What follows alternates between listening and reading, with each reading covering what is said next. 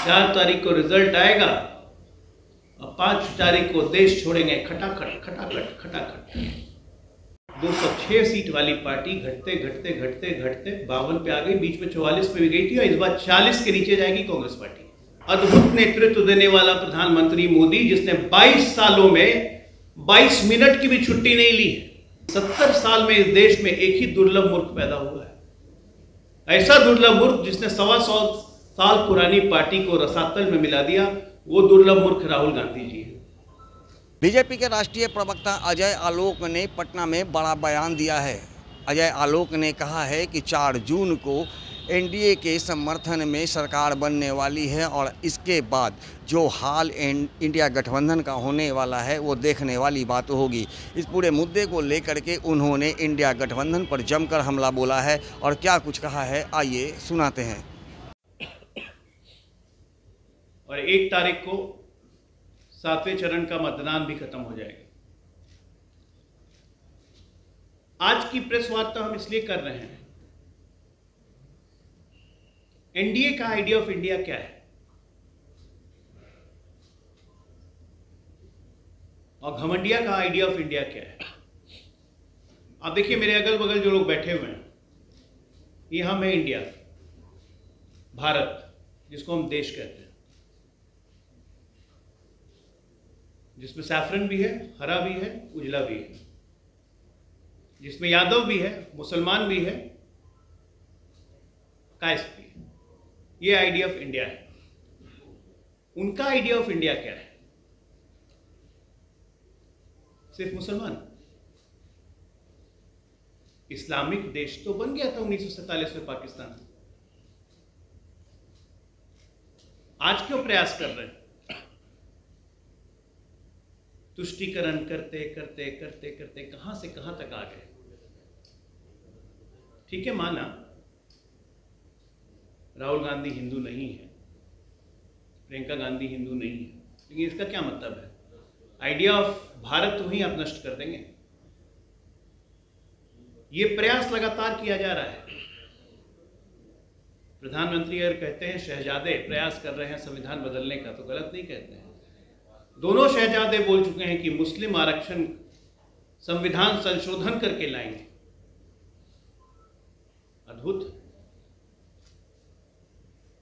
वैसे एक बात आपको बताता हूं,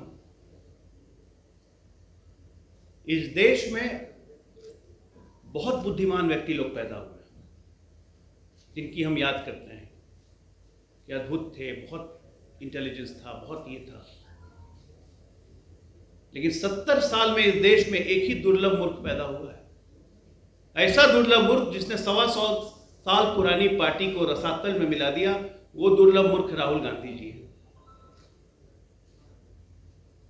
2009 में 206 सीट वाली पार्टी घटते घटते घटते घटते 52 पे आ गई, बीच में 44 पे भी गई थी और इस बार 40 के नीचे जाएगी कांग्रेस पार्टी। मैं इसलिए नहीं कह रहा हूं कि राहुल गांधी हमारी वैचारिक सोच के विरोधी है। मैं इसलिए कह रहा हूं कि देश को आज चाहिए क्या? बिहार को क्या चाहिए? देश को क्या चाहिए? एक ऐसा प्रधानमंत्री चाहिए जिसने 10 साल में 55,000 किलोमीटर हाईवे बनाया, जो कि पहले 60-70 साल में मात्र 25,700 किलोमीटर बने थे।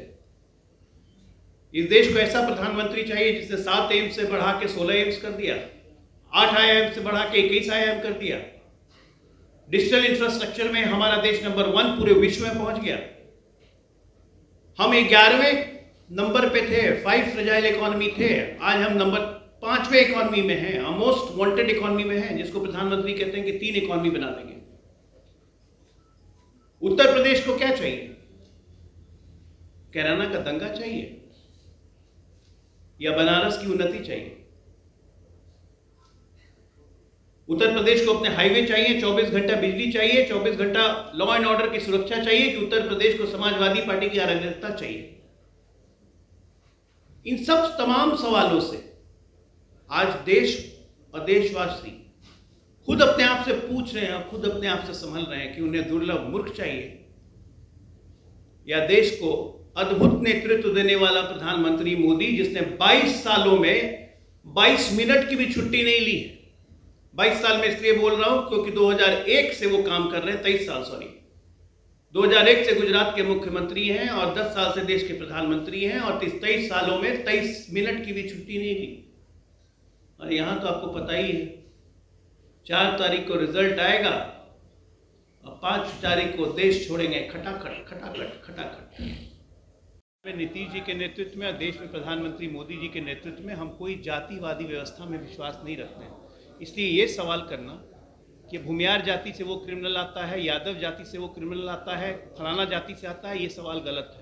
क्रिमिनल क्रिमिनल होता है, उसको क्रिमिनल की दृष्टि से देखिए, जाति की दृष्टि से नहीं देखिए। हर जात का योगदान। प्रधानमंत्री मोदी आते हैं बिहार में और ओबीसी की बात होती है, बिल्कुल आप कह रहे हैं कि जातिवाद की बात नहीं। भाई ओबीसी में 2598 जाति हैं, 55% आबादी है, किसी एक जाति की बात करते हैं क्या? अरे कैटेगराइज इलेक्शन 1 इलेक्शन 2 में पहले ही से किया गया, मंडल कमीशन में किया गया। जाति की चर्चा आप इंडिविजुअल जाति लेके बात नहीं कर सकते ना भाई। Criminal is criminal. भाई चंदन यादव मेरे नजर में अपराधी है, वो यादव नहीं है। मैं कह रहा हूं कि वो आरजेडी का कार्यकर्ता है। आरजेडी के लोगों ने एक शब्द नहीं बोला। अगर मान लीजिए भारतीय जनता पार्टी का कार्यकर्ता कोई अपराधी निकल जाएगा तो क्या उसको हम इस जाति का मानेंगे या सीधे अपने पार्टी से बाहर करेंगे? आरजेडी ने उसे पार्टी से बाहर तक नहीं किया। ये बात है, जातिवादी मानसिकता से बिहार को और देश को निकलना है, हमारा ये सोच है। धन्यवाद। अरे प्रधान देखिए ऐसा है, मुख्यमंत्री जी हमारे नीतीश कुमार जी, उनको पता है कि प्रधानमंत्री पहले मुख्यमंत्री रह चुके हैं, वो स्लिप ऑफ टंग है, कभी कभार निकल जाता है। लेकिन यहाँ पे तो गड़बड़ ही गड़बड़ है, अच्छा कभी हुआ ही नहीं है।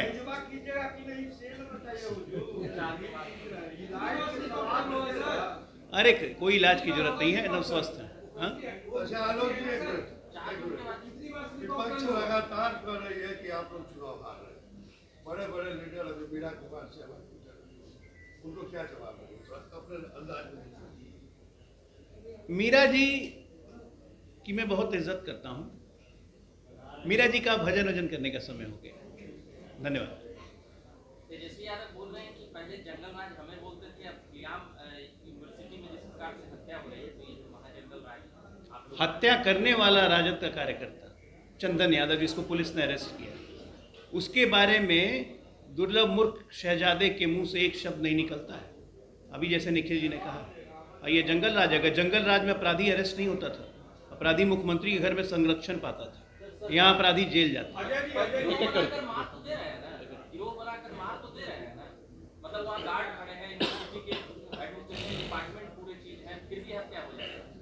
देखिए एक बात बताता हूँ आपको कि स्वस्थ समाज में अपराधी भी होते हैं। स्वस्थ समाज में सरकार का काम होता है अंकुश लगाना, और वो ये सरकार अच्छे से कर रही है। कोई अपराधी बचेगा नहीं, अगर अपराध करेगा तो उसकी एक ही जगह है, जेल।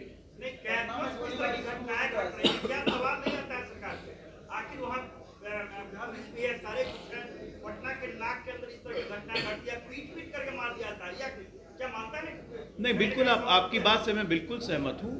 ये पटना की बातें बिहार के किसी भी हिस्से में ये नहीं होना चाहिए, और पुलिस प्रशासन को इसके लिए निर्देश दिए गए हैं कि कैंपस की सुरक्षा को और सुरक्षित किया जाए ताकि ये घटनाएं भविष्य में न हो, और पुलिस को और सजग किया जाए। इसके लिए प्रशासन भी काम करेगा।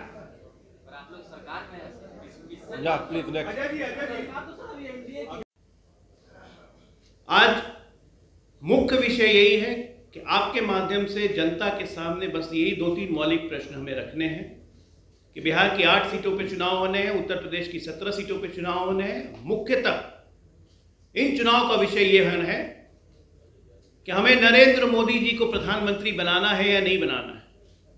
न जात से, न पात से, न धर्म से। मुसलमानों को विशेष आग्रह करता हूं,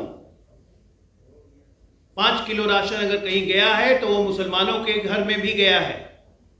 प्रधानमंत्री आवास योजना का सबसे ज्यादा लाभ अगर इस देश में किसी को मिला है तो वो मुसलमानों को भी मिला है। आयुष्मान भारत योजना का लाभ अगर किसी को मिला है, मुसलमानों को भी मिला है। ये धर्म देख के नहीं मिला है, इसके पीछे भावना एक ही है, सबका साथ, सबका प्रयास, सबका विश्वास। इसी भावना के साथ प्रधानमंत्री मोदी जी देश को आगे लेके बढ़ रहे हैं। और आज अपील यही है कि बिहार की 8 और उत्तर प्रदेश की 17 सीट और इस 59 में 59 भारतीय जनता पार्टी और उसके सहयोगी दल एनडीए मिलके जीतेंगे और नरेंद्र मोदी को दोबारा तीसरी बार देश का प्रधानमंत्री बनना है। और बनना है, मैंडेट होना चाहिए 400 पार, 370 भाजपा, एनडीए 400 पार। यहां के जो शहजादे हैं वो भी महान हैं। वो बिहार का भार क्या संभालेंगे बेचारे, इतने मोटे हो गए कि उनसे अपना भार नहीं संभाला जा रहा है। कमर दर्द हो रहा है, लड़खड़ा के चल रहे हैं। 34 साल की उम्र में ये हाल है, आगे न जाने क्या हो। हम उम्मीद करते हैं जल्दी स्वस्थ हो जाएं। तो भारतीय जनता पार्टी की तरफ से मैसेज बस ये है, एक लाइन का मैसेज, अब की बार 400 पार, बिहार में 40 की 40, और प्रधानमंत्री मोदी जी को मजबूती से आगे लाना है। और मैं चाहूंगा कि हमारे सहयोगी जनता दल के नेतृत्व मंडल अपने कुछ विचार व्यक्त करें। जैसा ने राहुल गांधी और तेजस्वी यादव पर भी जमकर निशाना साधा है। उन्होंने कहा है कि राहुल गांधी विदेशी हैं, जबकि तेजस्वी यादव से बिहार का भार नहीं संभल पा सकता। जैसे वो खुद अपनी भार पे नहीं चल पा रहे हैं तो वो बिहार का भार क्या संभालेंगे। और इसका नतीजा ये होगा कि 4 जून को जब रिजल्ट आएंगे और रिजल्ट जब एनडीए के पक्ष में आएगी तो उसके बाद इंडिया गठबंधन के तमाम नेताओं को देश छोड़कर विदेश में शरण लेनी पड़ेगी। दर्शन न्यूज के लिए ज्ञानेंद्र की रिपोर्ट।